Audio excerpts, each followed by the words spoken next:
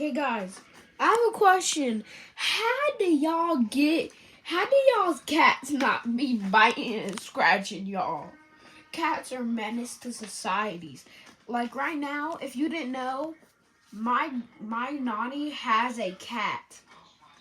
I not too long ago, like a couple minutes ago, I tried feeding it, right? It didn't bite me or anything. I keep thinking it's gonna bite me. It keeps looking at me like, I'm like, what? I'm freaking horrified thinking she's gonna bite me.